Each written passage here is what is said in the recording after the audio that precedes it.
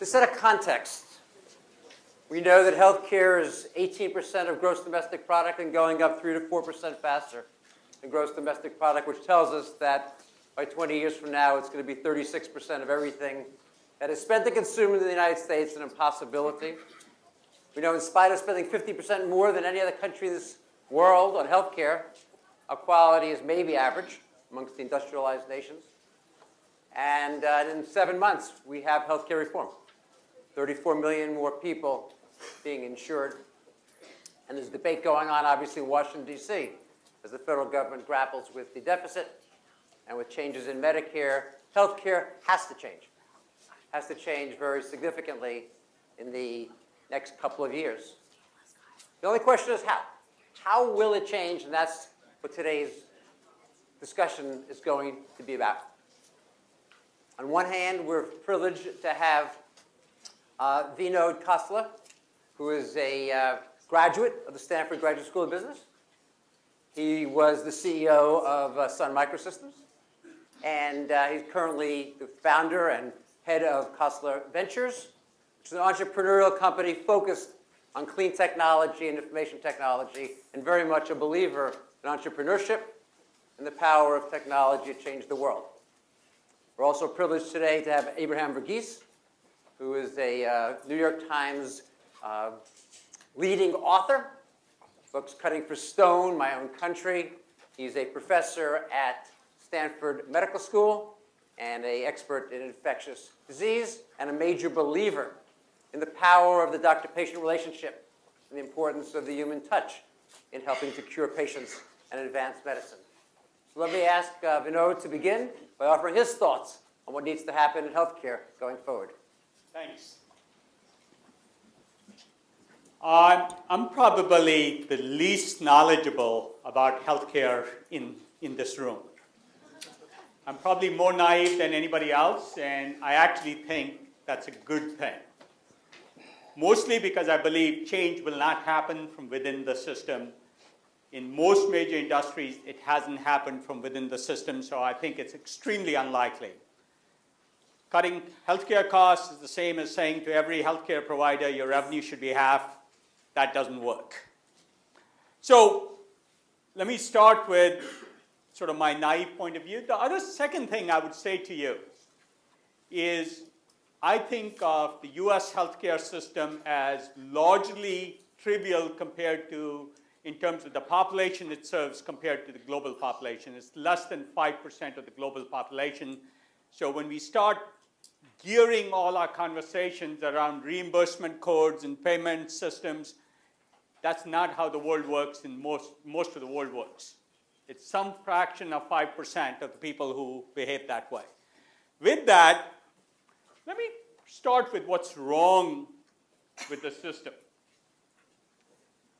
Fairly high percentage of misdiagnosed cases. And a version of this presentation is on our website, and the references are all in the notes, so you should be able to grab them. Misdiagnosis is as big a problem as breast cancer deaths or car accidents. That's what we are dealing with. More importantly, the information required to do the correct diagnosis is in many cases, if not most cases, in the patient record. When we talk about great caring doctors, it's great caring, somewhat error-prone doctors, maybe very error-prone doctors, cause more accidents than car accidents in this country. This is the other thing.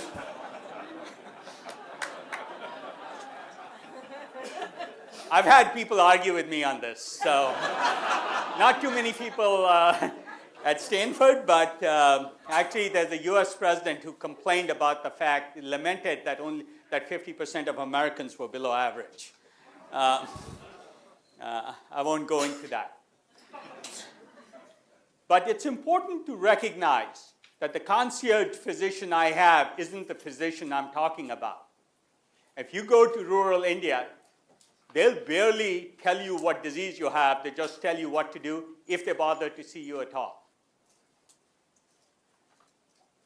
So human doctors have plenty of cognitive limitations. If you want to understand them, read Dan Kahneman's book on thinking fast and slow. They have cognitive biases. I could spend an hour just on this slide, but in the interest of time, I won't. But let me give you an example. 100 cases of diagnostic errors involving internists.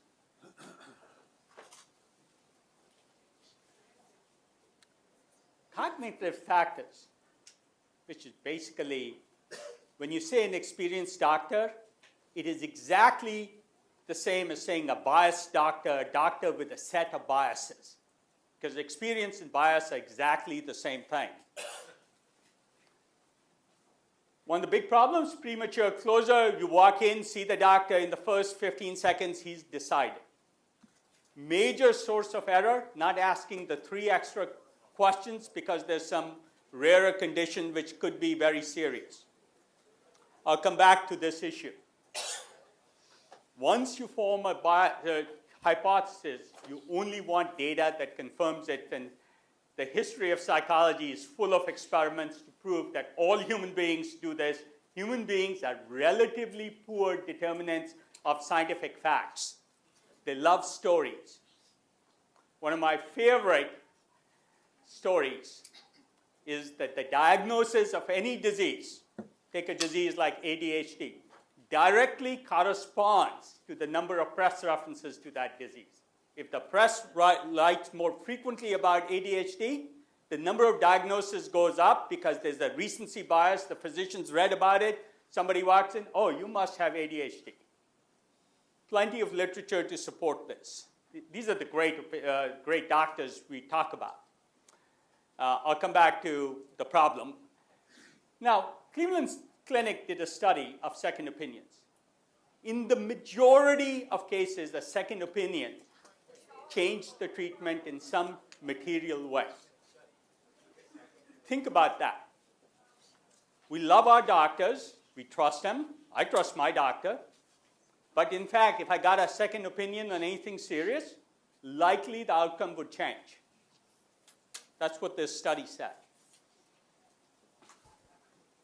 One of my favorites, and everyone knows, is John Ioannidis, right here at the Stanford Medical School. He says, no matter which well-characterized medical study you take, it's more likely to be wrong than right. That's a direct quote from him. And I've been following him since when he was in Greece, because I've spent an incredible amount of time studying the question of what's called expert opinion. And there's plenty of literature. In fact, the most rigorous study on expert opinion was done by Professor Tetlock at UC Berkeley, who followed 250 experts across 28,000 individual forecasts for 20 years. And the average accuracy of experts was about the same as dart-throwing monkeys. If you want to read about it, a statistically rigorous treatment of expert opinion, read the book called Expert Political Judgment by Professor Tetlock. Here's another example. This is, I was asked to hide the procedure. 58 experts estimated of chances on the outcome of an important procedure that they were voting on to allow or disallow. These are all the probabilities they gave on the outcome. Now, if this isn't random, which of these doctors would you like? Depends on what outcome you like. Those were the actual estimates. Another one, 17 experts were asked to estimate the effect of screening on colon cancer deaths. What percentage of colon cancer deaths could be eliminated by colon cancer screening? This is random dart-throwing monkeys. Validates Professor Tetlock's hypotheses. Surgeons were given a detailed diagnostic and asked if patients should get surgery. This was in cardiovascular medicine. Half said yes, half said no. Now, which of these surgeons would you like? Let me tell you the worst fact. This wasn't bad. they asked the same surgeons the same day, gave them the same data 2 years later, and 40% of the surgeons changed their prescription. Now, who wants to have heart surgery?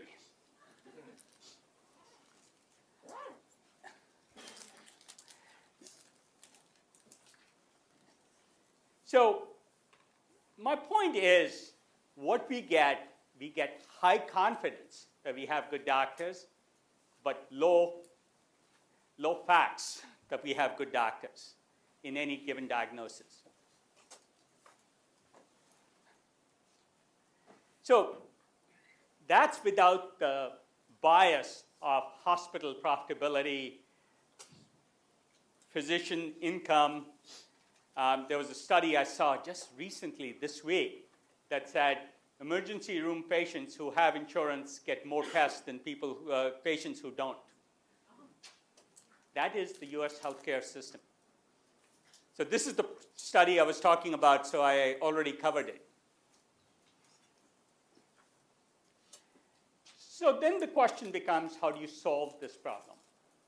If that's the quality of care we're getting in the US, and if you can extend that to the quality of care you might get in a place like India,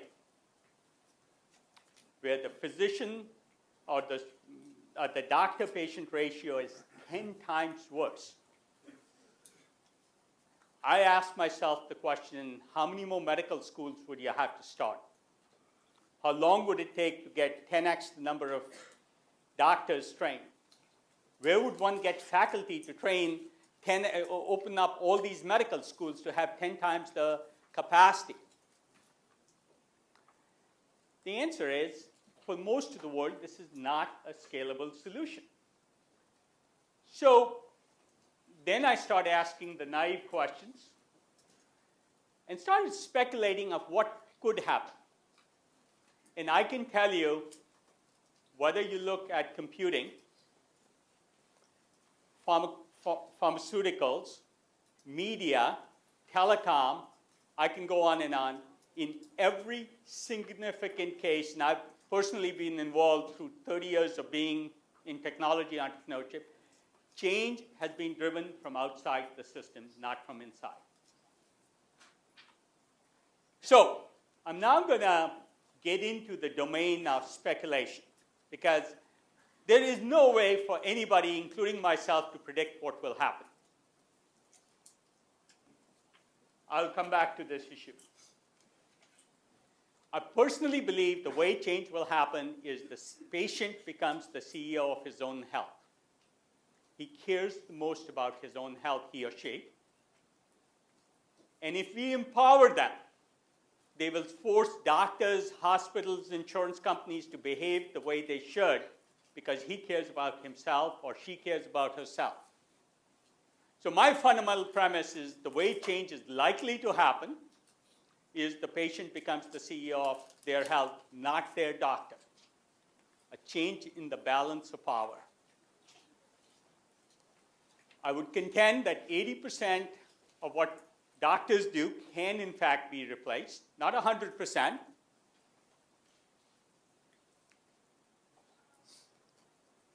Let me tell you about a study a little company in Oregon called Lifecom did. Company was started by a surgeon whose wife visited the doctor multiple times. This is a medical professional, a surgeon, over the course of 3 years. And the doctors in this Oregon community sort of assumed away her disease, presumptive closure. Oh, you're having a numbness here, that's okay, it'll go away. Pretty common diagnosis. Take 2 aspirin. Turns out, 3 years later, she discovers she has Hodgkin's lymphoma. If you had put together all 6 visits longitudinally and looked at that as one record, there was no question she had something serious. But on any one visit, with her complaints, you couldn't say she had Hodgkin's lymphoma. It was discovered too late. He started this company to make sure. So what did this system developed in Oregon, which I would contend doesn't have the best technologists available? they did a study at an Oregon health clinic. Distributed care with medical assistants with only 1 year of medical training.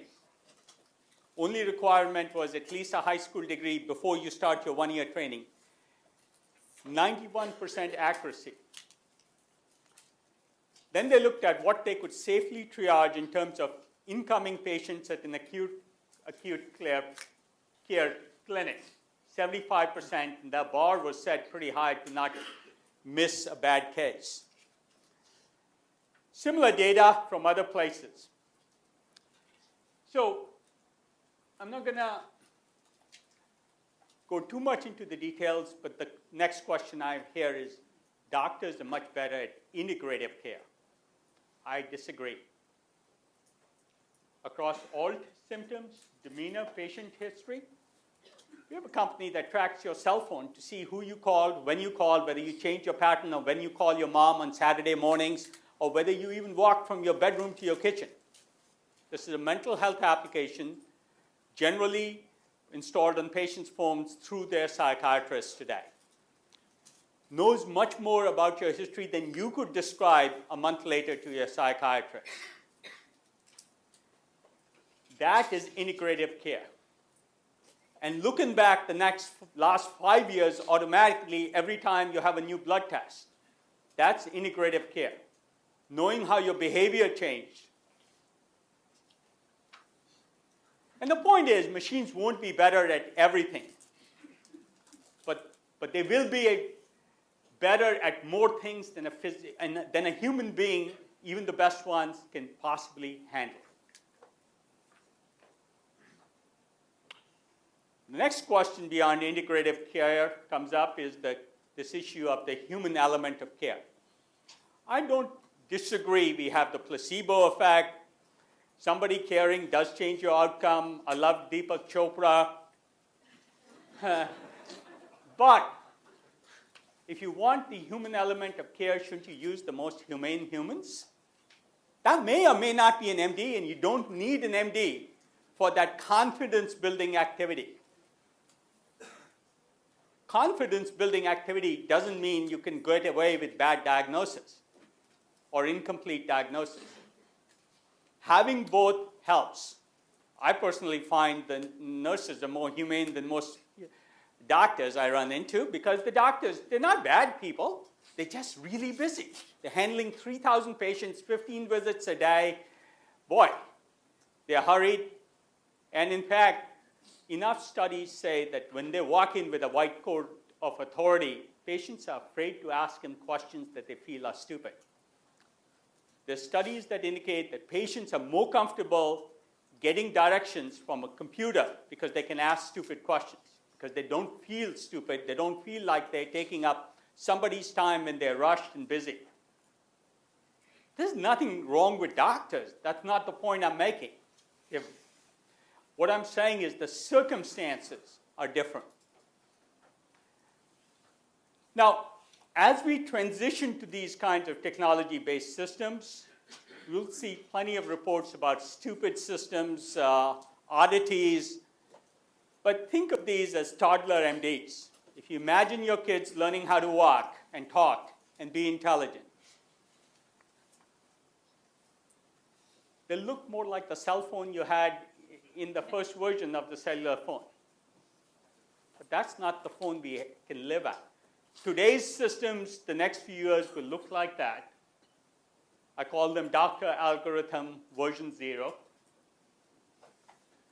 There will be point innovations. I don't have enough time, but to go into it. We can talk about each of these areas, but I see radical change happening specialty by specialty.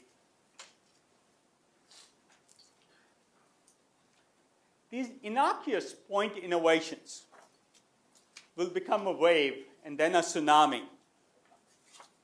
And the nature of the healthcare system will change without us realizing it. I suspect nothing you learn in medical school today is going to be relevant, or very little of it is going to be relevant 15, 20 years from now. So if this is V0 of Dr. Algorithm, V6 in 2025 will look something like your iPhone. And if you think we're done with the iPhone, we are not. This is just the beginning of the next 10 years of V6, and by V16, we'll be in a different place. So think of these toddler systems as error-prone, and we should be used appropriately and not everywhere. But imagine 6 or 8 or 10 evolutions of this. I won't go into this. The best MDs will train these systems, not your below-average MDs. Initially, they will really just provide bionic assist in amplification of what doctors do. In fact, they'll be most helpful to the 50% below-average physicians. So with Dr. House and no manners required, you'll move towards systems that are more patient, have more time. And these are computers. You can talk to your cell phone all day long. I won't go into data science as a contributor, but the early indications are it'll be stunning. And we will change what is the practice of medicine. We do what we did last year and 10 years ago and 20 years ago into truly the science of medicine. I think that's the big change coming, and half of medical practice that we practice today will be proven wrong. Don't have time, but I'll tell you, if your kid has high fever, it's probably a bad thing. In fact, the only study ever done says it's a bad thing to reduce that fever. But all your doctors will tell you to take some Tylenol and reduce that fever. Of course, I've talked about this. This has happened in lots of other areas, and let me finish with this. If you flew here, your plane wasn't driven by or flown by a pilot. Most likely, it was not a pilot. Only 10 years ago, 15 years ago, people said impossible to trust financial judgment, since this is the around investing, to computers. Today, there's not a place where computers don't do most of the hard lifting of investing. That was considered too judgment-oriented to allow humans, but the results come in pretty damn quick. Humans did relatively poorly compared to computers, and of course, self-driving cars. I'll be wrong in many, many ways, but I will be directionally right, so let me stop there. Thank you.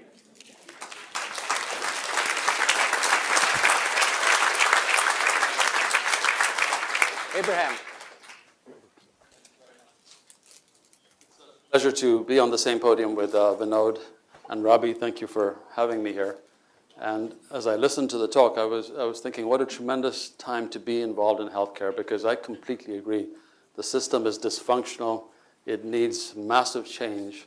And what I'd like to suggest is it might be a tremendous opportunity for certain core values that I strongly believe in to make their way to the forefront, because they're cost-effective, they're timely, and because patients want them. And that's the case that I'm going to try to make for you.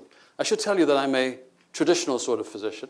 I'm probably in that below 50% cognitively impaired, but very traditional, in the sense that when I see a patient, I listen to their story, because 80% of the time we know that you can make the diagnosis from what the patient's telling you if you listen carefully enough. And then I examine the patient. I like to think of the body as a text.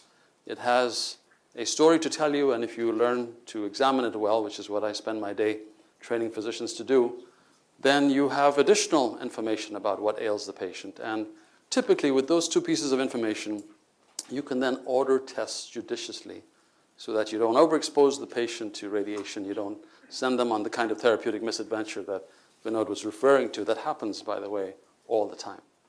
That's the kind of physician I am. But I do want to say that I'm not a Luddite. I think this is important for me to state at the outset. We are not pitting technology versus anti-technology. Far from it. I practice in Stanford Hospital using the best of cutting-edge technology. I love it. I recently wrote this op-ed in the New York Times talking about how for years I used to carry a small doctor's bag with all my stuff in it. I loved the bag. It had just a lovely shape to it. I think I had a fetish about that bag. And then I stopped carrying it because most people were not carrying it. Even the neurologists who walked around with this all the time stopped carrying it. And so I resorted to stuffing things into my pockets. But of late, as I wrote in that op-ed piece, I've begun to carry a bag again because I'm carrying many things that give me much more accurate information. I carry a pocket ultrasound, a V-scan. I can get a good sense of cardiac contractility. I don't need to guess. I can see if there's fluid around the heart. I can look at the inferior vena cava during respiration and truly say this patient is dehydrated or is fluid overload, which is something we have a hard time doing just by examining the patient. I carry a panoptic ophthalmoscope. I can see beautiful pictures of the retinae, look at the vessels, and 80% of what I deal with at Stanford Hospital is vessel disease in some form, diabetes, hypertension, atherosclerosis. And to be able to see the substrate of what makes this patient tick is valuable. I carry an iPad to share with the patient their images. The images, the fantastic images we're generating all the time, really belong to the patient. And this allows me to complete the loop and bring the images back to the patient. And I spend my time trying to teach my medical students, my residents, that despite all the technology, we have an obligation to pick the low-hanging fruit. There's a lot of low-hanging fruit out there that you don't need expensive technology to make a diagnosis, and we should be really able to do that. We've just completed a study with John Ioannidis, actually, asking physicians to tell us about a kind of error that no one talks about.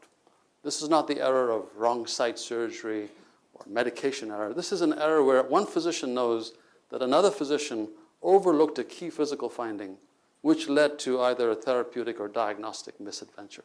And that idea of low-hanging fruit that we're missing in the new healthcare system reform, I suspect that we'll be putting a lot more weight on making sure we don't miss the low-hanging fruit. I recently visited the design school with David Kelly and was so impressed with his working with prototypes and models, so I hung some low-hanging fruit under my desk. I don't know if you can see that. I have an apple under my desk, and on the shelf behind me I have some low-hanging fruit, but people walking to my office don't always seem to get the metaphor of low-hanging fruit. So I actually commissioned a cartoonist, John Branch, to do these two cartoons for me. This one says, as you can see, the guy has an ocean liner running through him, and he says, well, let's get a CAT scan and consult the gastroenterologist and figure out why you're having these pains. Another one says, let's get a CAT scan and consult the neurologist and figure out why you're having these headaches. We cannot afford to be missing the low-hanging fruit. It's a travesty on the most basic kind of training, whether it's for a physician or a physician assistant or a nurse, to miss things that are really out there for us to pick. But I would be remiss if I suggested that the entirety of the patient-physician relationship was about diagnosis. I hate to tell you this, but diagnosis, I wish more of the patients I saw, the issue was diagnosis. 75% of our healthcare costs in this country are spent on chronic illness. And the diagnosis is not an issue for the patient or for the physician. We spend so little of our time wrestling with diagnosis. I love it when a diagnostic dilemma comes in and we all put our heads together and try to solve it. I wish it were more common than it is, not for the patient's sake, but intellectually. Most of the time, the diagnosis is not the issue. It's caring for the patient in a manner that takes them through this suffering that really is the issue. And to that end, I want to share with you this very famous painting. It's the most famous, iconic painting in medicine. It's called, any guesses? The Doctor. It's called The Doctor by Luke Fields. He painted it about the late 1800s. It's the most famous, iconic painting in medicine for two reasons. One, it was wildly popular. It got onto postage stamps in many countries across the world. But two, because people have an emotional reaction to this painting, which is still kind of interesting to dissect. Just to give you the background, Luke Fields was commissioned by Tate of the Tate Gallery to capture a portrait of the doctor in our time. This is the late 1800s. And Fields chose to depict the scene of his son, Philip, dying on Christmas Eve at the age of 9, and the doctor who was in attendance. And he chose to portray the doctor in our time. That was his goal. And just to quickly take you through it, you see the child in the center, and something about the posture of the hand suggests how moribund and quite acutely ill this child is, sleeping on two dining room chairs that have been pulled together in what is otherwise a fisherman's shack. The child probably sleeps in the back of the shack at other times. You see the parents on the one side, and you see the doctor on the other side. And even though this is the era of the stethoscope, the reflex hammer, the blood pressure cuff, the ophthalmoscope, they have forgone all that in the picture and just focused on the doctor and the doctor's singular attentiveness. And there's been lots of papers written about what this painting means. And I must say, I disagree with most interpretations. I think this painting, despite the title, is not about the doctor. It's about you and me projecting ourselves into the role of the patient. And if we were the patient, this is the sort of attentiveness we want from a single individual, whether they be doing a strep screen on us or whether they be orchestrating a liver transplant and heading a large team. We nevertheless want some person to quarterback this and give us this kind of attentiveness. I think that's why this painting resonates. And I've often wondered, what if Luke Fields were alive today and was commissioned by, not Tate, but someone else to capture the doctor in our time? What would that look like? And my fear is that it would look like this. This is what the doctor in our time would look like. I have written about this. I've talked about how the patient in the bed has almost become an icon for the real patient who's in the computer, the virtual entity in the computer. And I've called that the eye patient. And ladies and gentlemen, the eye patient is getting wonderful care all across America. We couldn't be prouder. The real patient often wonders, where the hell is everyone? When are they going to come and tell me what's going on? Who's going to come and touch me where it hurts and actually evidence some interest in my complaints? We have a major disjunction between the technology that we have and patient satisfaction. I can't tell you how often I hear anecdotes of patients telling me they are missing something that we're not providing in the milieu of the greatest care that they could possibly be getting scientifically. This was one of my last slides that I just added today because it came to my attention. This 9-year-old girl depicted her visit to a doctor's office. And this is the painting she rendered. And when it came out, it caused great distress to the physician because he's portrayed as having his back to her while she sits on the examining table and her sister and mother sit in chairs. And this is one of our most talented physicians, served a year in the Navy on a battleship, has 3 children, chose to dedicate his life to pediatrics, believes in patient communication, believes in the sanctity of the patient-physician relationship, and felt that essentially the electronic medical record and the advent of that kind of technology, for all its great advantages, and I celebrate them, wound up spoiling and sort of changing something what he thinks is essential to the patient-physician relationship, and which I will argue I also think is essential, which is the ritual. In other words, there is a ritual to being in the presence of a healthcare provider, physician or not, that I think is important. I've learned from my colleagues in anthropology, Dr. Kerry Costanzo-Kapoor from anthropology, and I have written this paper on the bedside ritual. I've learned from my colleagues that rituals are about transformation. We engage in rituals to signal the crossing of some sort of threshold. Well, I would submit to you that the ritual of one individual coming to another and telling them things that they would not tell their rabbi or preacher or spouse, and that is the great, that's the great privilege I have of being a physician, that I get to hear things that people aren't ready to share with just anyone. And then incredibly, they disrobe and allow touch, which in any other context would be assault. I think that ritual is a terribly important one. I'm really struck, having moved to the Bay Area 6 years ago, at the variety of cultures here, Hmong and Tongans and people I haven't seen before. And they have all kinds of different views about healthcare. But they all believe in the sanctity of coming into a room, telling their story, being in this ritual where one person wears a white gown, the other person wears a paper gown, and hopefully being examined well, not just a cursory exam by an unskilled physician doing a poor job, but a skilled exam. Something important transpires. And I'd like to leave you with the sense that technology can disembody, but a skilled exam, and it doesn't have to be a physician, I completely agree, preserves the personality, the embodied identity of the patient, validates their complaint, and is a symbolic centering of the attention of the body. I want to close with this image to suggest to you that one of the most important qualities about the patient-physician interaction will continue to be the importance of touch and the human hand. Not in some hokey fashion, but only in this fashion of only the hand can touch where it hurts. Only the hand can bring some sense of reassurance and comfort. I'm astonished that we actually think that medicine is a science. You only have to round with me for 2 days in Sanford Hospital to recognize that there is so little science to much of what we do. It is about end-of-life care. It's about families in distress. It's about people suffering. I know Vinod has used the expression witchcraft to describe us in medicine. And I actually love that. Vinod, that's exactly what I do. I stand before you as the grand doyen of all the witches.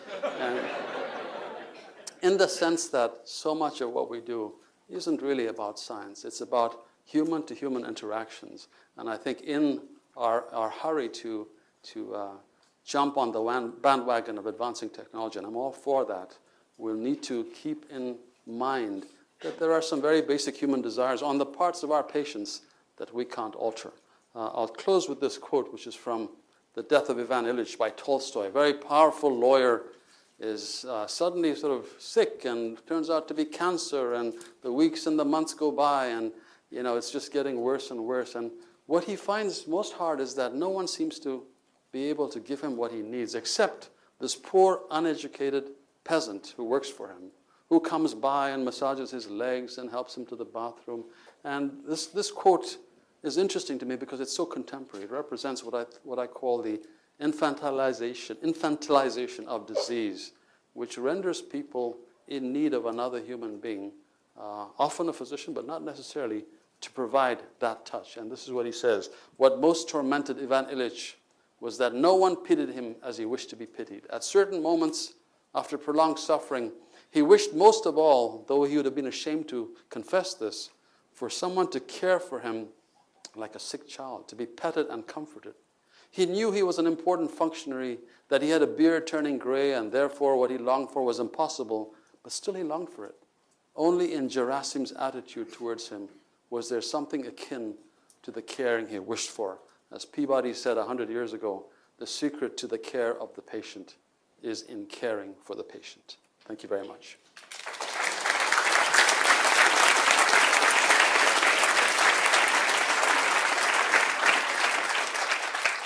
So there should be a URL flashing on the screen soon to send your questions to, and some of the students, you will have the chance to sort them out. And I get a chance to start with a couple of questions to my guest panelists. Let me start, Vinod, with you. Stanford's probably the most entrepreneurial business school in the nation. You presented an image of where we need to go 10 or 15 years from now. What advice do you have to the people in the room about what they should be doing next year and the year after to help get us there? And what Khosla Ventures will invest in? So just a couple of comments first on what Abraham said. I'm completely a believer that human emotions are a big part of being a human being. And I just gave a talk. I gave a talk about 2 hours ago in San Francisco on mobile trends in mobile industry. And I said, I'm shocked that there aren't more applications that appeal to the human emotion, that emotion should be a different category of investing. Now, if some of you use Pinterest, to me, that's an emotional app. If you use food spotting, that's an emotional app. If you use Wattpad, which very few of you do, but it's sort of to the emotion of creative writing and creative reading. I'm not minimizing the effect that emotions play in human beings. What I am saying, in providing that, let's not delude itself that the person who can deliver that emotional comfort can also deliver the right diagnosis. So I sort of clearly want to separate the two. Creating the perception of caring or real caring. And I can tell you, if my kids have a diagnosis of X or Y, they'd much rather trust me than their doctor. And will sort of say, what do you think? And they know I'll go back and do lots of research, and I'll spend hours if they're sick, and then come back to that. because there's this relationship of trust, and we know trust in caring amplifies the placebo effect. So I'm all for that. If we can amplify healing through those things, absolutely. But that doesn't mean we should fool ourselves into thinking that human beings are good at actually figuring out the root cause that needs to then be addressed. Abraham gave the example of I can look into somebody's retina and look at the individual veins with great precision. That's great. But if you had a computer do that, it would also see what the retina looked like 3 years ago, and for him, probably 10,000 patients ago. That he can't instantly on the spot say, here's the change, which is really the diagnostic fact that matters in that case. And then say, hey, of the 9 million people Kaiser Permanente has served for the last 20 years, there were 722 cases of this kind of change, and depending upon one of 3 directions taken, this was the outcome of those 720 patients. That's the science of medicine. That doesn't mean that emotion and caring isn't a tool of medicine. I view it as a tool that should be addressed. So I just want to address that. Let me address the second thing, which gets to your question. Technology doesn't have to be expensive. I'll pull out my favorite new toy. This is an FDA-approved EKG machine. Costs about $15 to produce. And now, if I just fire up my app and put my fingers on it, my EKG shows up. Now, that's sort of cool. But if I'm a cardiac patient, do I want 2 EKGs a year that I get that cost me $2,000? Or do I want 5 EKGs a day, 1,500 EKGs for the year? Every time I'm feeling well, every time I exercise, every time I eat or go to sleep or wake up, just like a diabetic does on their blood sugar, with much less hassle and a lot more data. So I can find those anomalies that might show up in my heart patterns. And if I sent my doctor 1,500 EKGs, I don't know what he'd do with them. Only machines can handle real data. That's not to say after I know my diagnosis, know what I need, and I get the half of the surgeons who voted for surgery, what I should do about it. I want data science to tell me what happened for the 9 million patients at Kaiser over the last 20 years. That's what I'm talking about. If you're practicing medicine today, learn about. So here's a statement I've often made. In the next 15 years, data science will have more to do with improving medicine and medical care. I'm not even talking about reducing costs. I'm talking about improving medical care than anything taught in medical school. Anything being researched in any pharma company, any research operation, data science will cause more improvement in healthcare than any of those other things that have to do with biology. So if you're a student, you should think about that. If you're an entrepreneur, you should think about how you bring those tools, those first toddler systems to care. I'll give you a stunning example from Kaiser Permanente that George Halverson loves to talk about. A data scientist went through all the data at Kaiser's incoming stroke victims. Just stroke, incoming, outgoing. People either leave alive or dead. There's only 2 ways you leave the hospital, right? According to George, looking at a data analysis of incoming stroke victims, by changing the protocol, no new drugs, just it was how you administer statins and when, and you might know more about this, the death rate was reduced by 40%. Now, if your death rate goes down by 40% for incoming stroke victims, George would say there's not a single drug that has had that kind of an impact. And frankly, I'd rather be walking out alive than dead if I went in with a stroke. that's what I mean by, and so the entrepreneurs should be addressing that. That doesn't mean ignoring the human side of care. I just want to emphasize that, but you can create that perception. I'd rather have George Lucas taking care of me from the caring side than my physician. He's much better at emotion. Let me stop there. So Abraham, well, first for the audience, I really recommend you buy Abraham's books. They're some of the best written books, Cutting for Stone and My Own Country.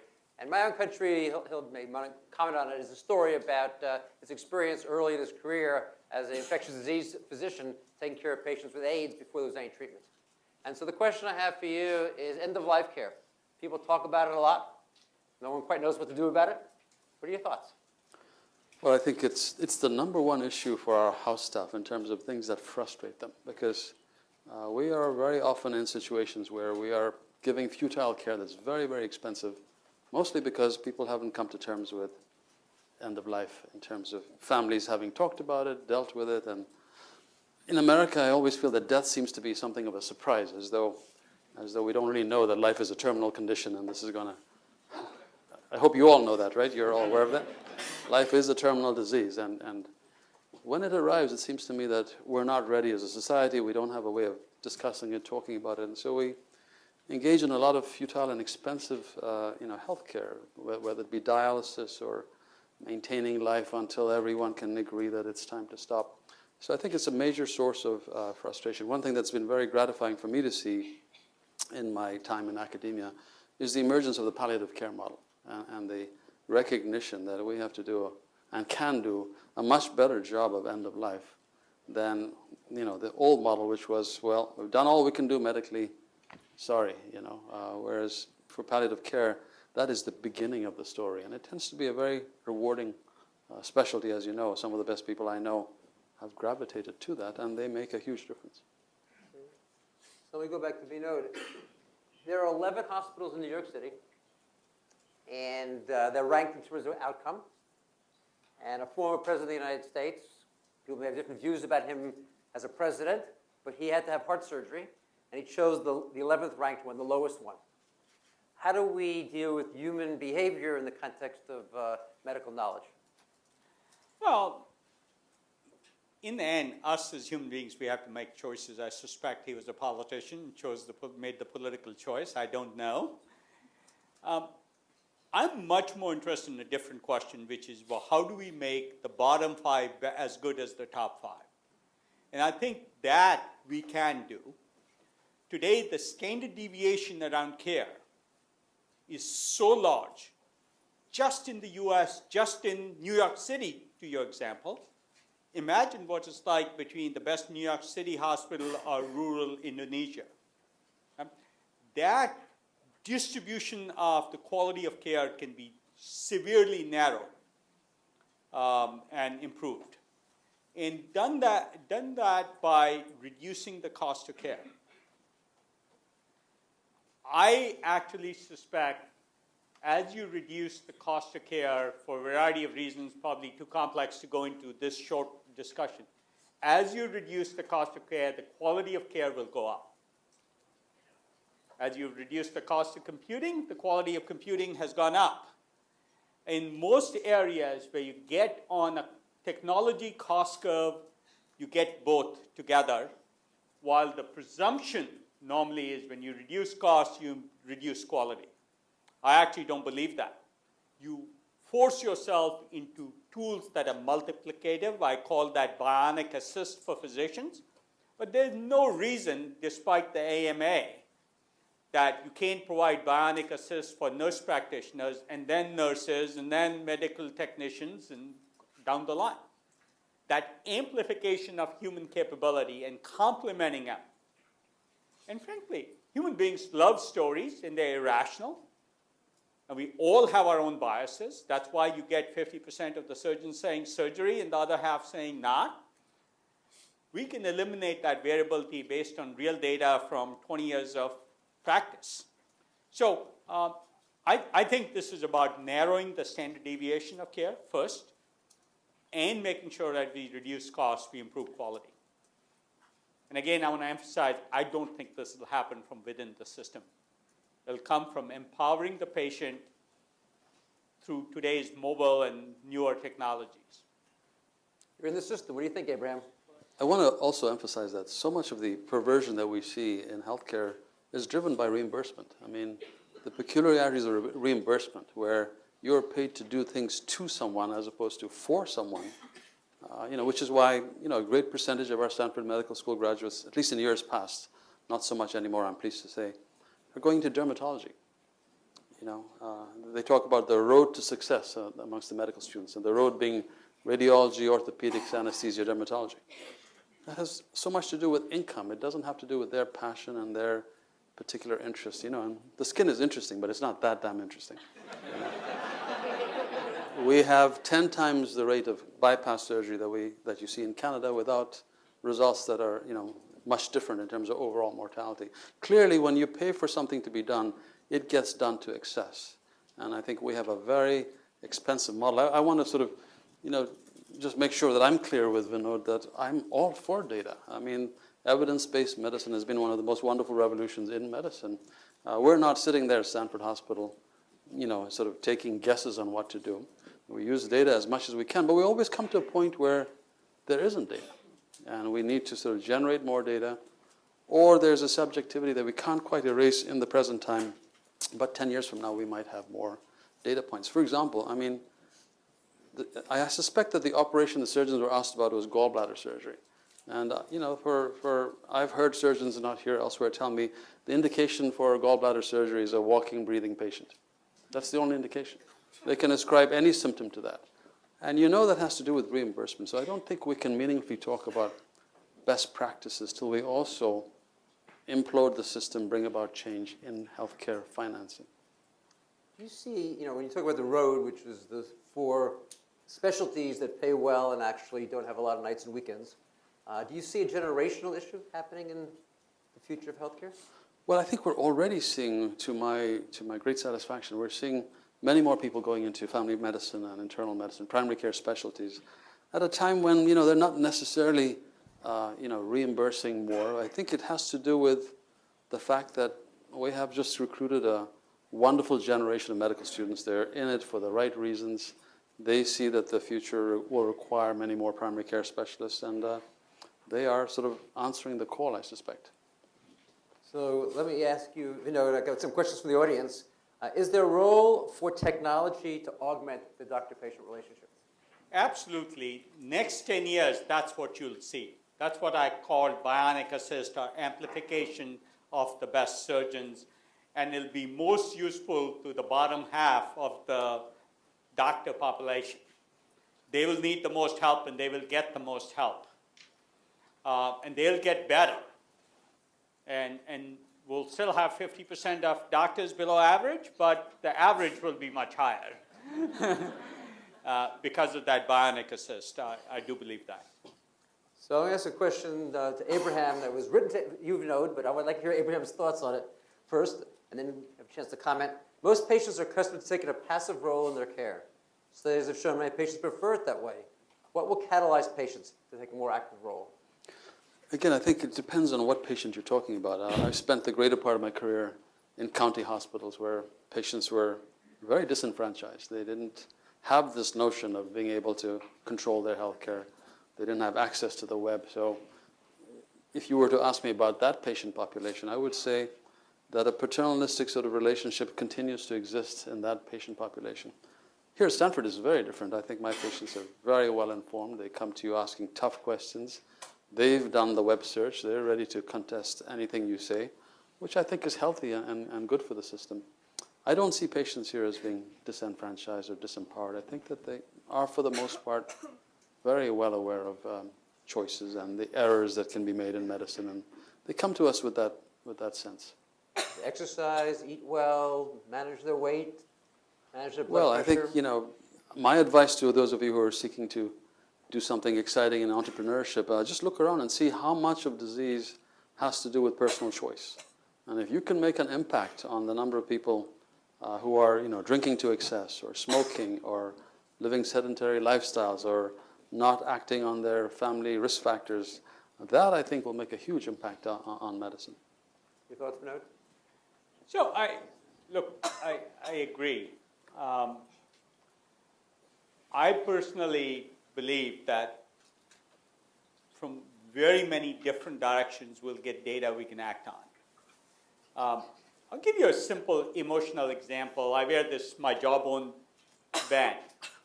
About 3 weeks ago, it sent me a little message saying, congratulations, you're among the top 30% of Jawbone users in the number of steps you take per day. Now I hate missing my exercise because I might fall back out of that 30. So suddenly it's motivated me to, one, leave this on, and two, make sure I go from top 30 to top 20%. And that's motivation. It's, you could say rationally I could do this without the band and know how much exercise, but we are human beings and we respond to stimuli. I'm not sure I answered your question. Maybe you want to repeat it? Well, more, again, from a technological standpoint, what can we do to help Americans get healthier? We know chronic disease is the #1 cause. Abraham talked about 75%, and much of that is lifestyle driven. Yeah. So, today,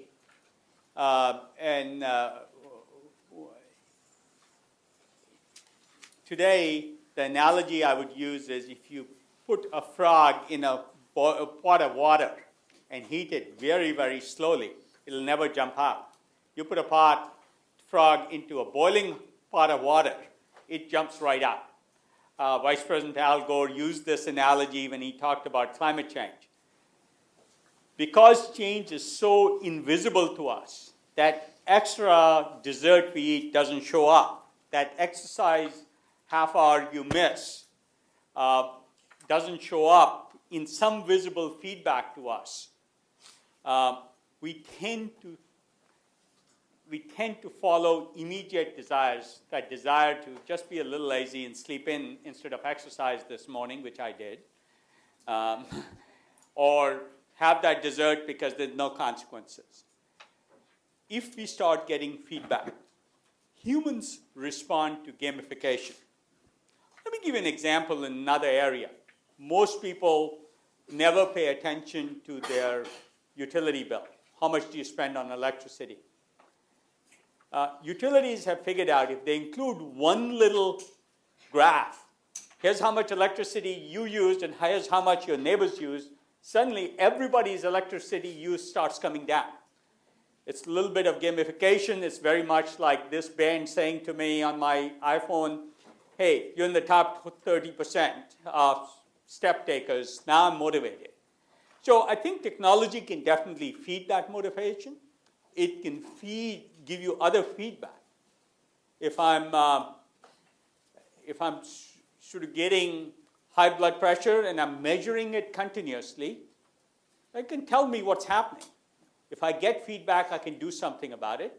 Now, I suspect a third of the people will never do anything about it. A third will always do something, and then there's those in the middle who react somewhat, but not completely. So, human beings are not all alike, but I do think technology can play a big role in feedback, and then if you use human psychology to amplify that, which is what all the game companies do. That's how they addict you to Words with Friends. It's an addiction, or that's why BlackBerry was called Crackberry. Creating the right positive addictions, I think technology can do. So let me give you the last word, Abraham. Are you optimistic or pessimistic about the future of American medicine? Well, I'm an eternal optimist, so I'm actually very optimistic in the sense that I think that it's so dysfunctional that anything has to be better. But I also think, as I said at the outset, I think in a funny way, I've toiled in the fields preaching the value of certain basic good qualities that I think a physician should have. And I think in a cost-effective world, those qualities will be, valued and amplified, and we will train a cadre of nurse assistants and physician extenders to also have those values. So I'm actually really excited.